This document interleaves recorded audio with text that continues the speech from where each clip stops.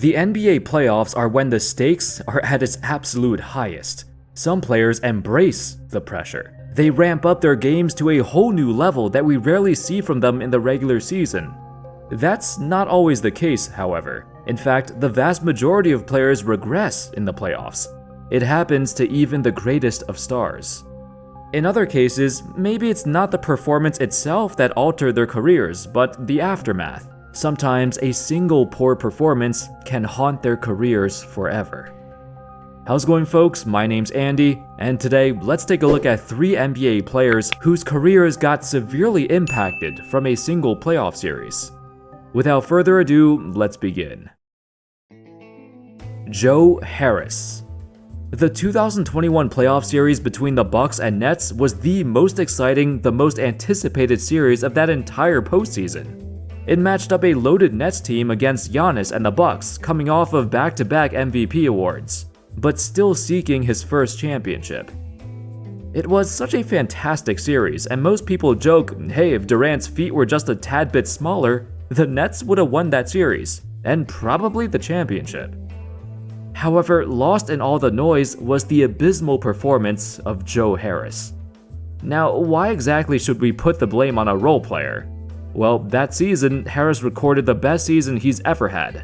He was the best three-point shooter in the entire NBA. The dude hit 47.5% of his threes on over 6 attempts per game. Outside of their big three, he was the team's 4th most important player, and usually the 3rd most important, cause Harden was injured. Unfortunately, against the Bucks, when his team needed him the most, he floundered.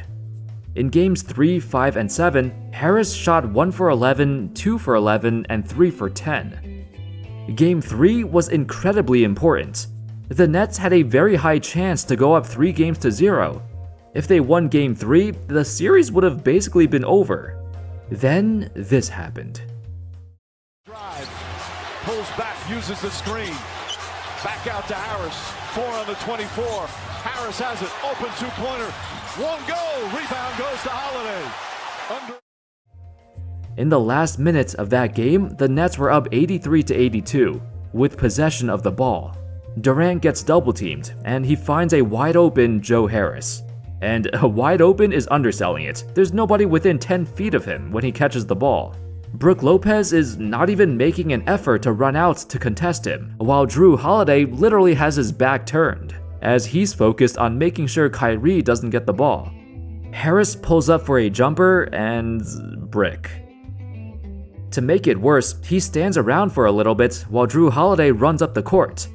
Harris doesn't even make it back in time, and he's trailing the entire play. Holiday sees this and realizes that Harris is behind him. Now he only has one player to beat, and he scores. The Bucks would win Game 3, preventing the Nets from going up 3-0.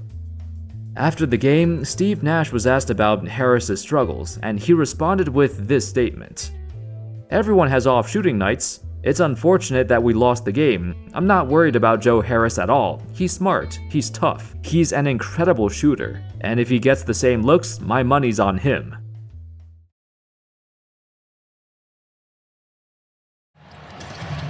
There's Durant, blocked by Lopez, comes to Harris, who fires, and he's off, rebounded Lopez.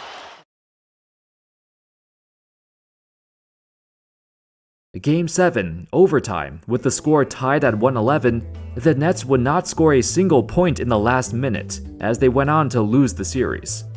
In the most important moments down the stretch, in 2 of the most important games of this series, Games 3 and 7, Harris completely failed the team. In the years following, Harris was never the same player again, and dropped off immediately after this series. Of course, that's also due to an ankle injury that he needed surgery on, but he did make a recovery. However, fast forward to the 2023 playoffs, his last appearance in a Nets jersey. Despite averaging over 20 minutes a game in the regular season, he was completely unplayable in the playoffs against Philly, averaging fewer than 2 points a game. He shot 2 for 13 the entire series, a whopping 15% from the field. It's safe to say the Nets lost faith in Harris, and he could not produce under the pressure. At this point, his career is coming to an end. This was a guy who once led the league in three-point percentage in 2 different seasons, shooting over 47%, which is honestly insane for his volume. After that series against the Bucks, that was the last we heard of Harris. He fell into irrelevance, and his career never bounced back. Isaiah Thomas. In a completely different situation, for Isaiah Thomas, a single playoff series changed the course of his NBA career for good. But not in the way you would think. If we take a look back at the 2016-17 season, this was by far the greatest season of Isaiah's career. He legitimately looked like a top 3 point guard. In fact, he was 3rd in the entire league in scoring, top 10 in the league in win shares and true shooting percentage. At 27 years old, Isaiah Thomas was at the peak of his prime, and he was bound to get even better. Then something happened later in that season. In a seemingly routine drive to the basket, Thomas collided with Karl Anthony Towns. Then after Thomas fell to the ground, Towns fell on top of him. At first, it seemed like a normal hip injury. Thomas was diagnosed with a labral tear of the hip. It's an injury that's kinda risky. There's the option to get surgery, but then he'd miss the entire postseason. If he did not get surgery and continued to play, there's a chance he'd aggravate his hip even further, and perhaps the injury could get worse. Thomas, being the competitor he is, he's not gonna miss the playoffs, so he opted to keep playing and not get surgery. Fast forward a couple months later, and this brings us to the Eastern Conference Finals. This was when he experienced the worst thing he could have experienced. In Game 2 of that series, he felt something pop. He re-aggravated that same hip injury he suffered back in March, forcing him to miss the rest of the playoffs. Little did everyone know, this injury was way more serious than originally anticipated. In fact, the Celtics did not even report this injury to the public when it first came out. Most fans did not know Isaiah had been playing through this hip injury for months, and over time, the tear became worse and worse. It turns out it was so serious that when he re-aggravated this injury, it was the beginning of the end for his NBA career. The only thing that I would have against Boston, I think they handled wrong, was not explaining to me what the extent of my injury could be if I do play. Because nobody gave me no insight, okay, if you do play, right, this can happen. Isaiah Thomas never recovered from this injury, and almost immediately, his game fell off a cliff. Now, you could say, if he didn't aggravate his hip in this series, it would have happened eventually anyway, and you're probably right. The Celtics got a lot of criticism. They knew about his injury, and they should have stepped in to force him to sit out, even if he didn't want to. The rumors were, the Celtics either made him play through it, or Isaiah made himself play through it. It seemed weird that they would trade their franchise star just 2 months after the Celtics lost in the conference finals. And it was at this point when everyone realized, oh, his injury was far more serious than the Celtics were letting on. I mean, the Cavs kinda got screwed on this trade. There's no way they would have done it had they known his hip problem was basically career-ending. He was in line for a contract worth over $100 million, but due to the timing of his injury, he never got that Brinks truck that he was hoping for. Deron Williams. When I was growing up, the debate of the best point guards in the NBA was between Chris Paul, Steve Nash, or Deron Williams. Nash was a bit older, and people focused on the CP3 vs. D-Will debate, because they were both young, upcoming point guards, both from the 2005 draft class, drafted literally right next to each other. Naturally, their careers got compared. They also sparked the revival of their respective franchises, so the two of them had their careers linked from the get-go. While CP3 typically put up better numbers, D-Will led his team to more playoff success due to his better supporting cast. Some folks even believed Deron had more upside, since he was bigger, faster, and just a more explosive athlete compared to Chris Paul. However, as the years passed, at a certain point, their careers diverged. As Paul became an all-time great point guard, while Deron started falling off after the age of 27. It was mostly due to his myriad of ankle issues that caused his downfall, and this was not any more apparent than the playoff series against the Miami Heat. To give you guys some context, This was the year the Nets attempted to create a super team, so they had a bunch of aging former stars who just didn't have enough gas. Darren was supposed to be the guy in charge. He was still in his prime after all, and his team needed him to step up and play like the Darren we all knew. Sadly, he laid a big fat egg. In that series, he averaged 11 points a game on 37% shooting. This included a game where he shot 0 for 9 from the field. Up until this point, it was his worst playoff series ever, and it was especially bad because the reason the Nets formed the super squad in the first place was to challenge the Miami Heat. Yet, this is how their star point guard performed? After the series was over, both Paul Pierce and Kevin Garnett called him out.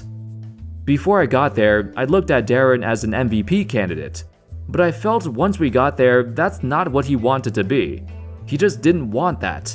I think a lot of the pressure got to him sometimes. The media in Utah is not the same as the media in New York, so that can wear on some people. I think it really affected him. This loss to the Miami Heat became a huge turning point for his career. He's had bad games before, but to perform this poorly when the pressure was higher than it's ever been, he shrunk in the moment. His former teammates also mentioned that Darren was mentally weak and sometimes would take things to heart and could not handle criticism well. Whenever anyone called him out, he crumbled. That was why Jerry Sloan quit and the Jazz traded him away. The aftermath of this playoff series can be seen in his numbers, and his shooting especially got really bad. It's like he lost all his confidence after that miserable series. It still haunted him. Not too long after, he got traded. To give you an idea of how far he fell, fast forward to 2017, 3 years later. And now, Darren was riding the bench on a Cavs team that had no depth. The fact that he barely got any minutes on this shallow Cavs roster, that says a lot about how his team viewed him. He stopped caring. Quite frankly, they realized he just couldn't play anymore. It was very apparent in the 2017 NBA Finals. Darren played 12 minutes a game, but he should have played 0. Honestly, whenever he got minutes, he was the worst player on the entire floor. Probably the worst player in history to get 12 minutes a game in the finals. Across 5 games, the dude shot 2 for 16 from the field and scored a total of 5 points. That wasn't even the worst of it. As bad as he was offensively, he was even worse defensively somehow. Whenever he played, the Warriors made it their mission to seek him out and abuse him in every pick and roll, in every switch, every mismatch, cause they knew he was the biggest liability. Still, it's crazy to see how far he's fallen in such a short time. To go from one of the league's premier point guards to this? A laughingstock? By the age of 32, Darren was out of the NBA. His one and only finals appearance would be the last time we'd ever see him play. And that's all, folks. Those were 3 NBA players who experienced a drastic change in their careers after a single playoff series. Their circumstances were all different, but the result was the same. It impacted them so much that they were never the same afterwards. Let me know your thoughts in the comment section. Can you think of any other players who fit this criteria, where one series changed them forever? Let me know your thoughts. Thank you all so much for watching. I hope y'all enjoyed the video, and of course, as always, I'll see you next time. Peace.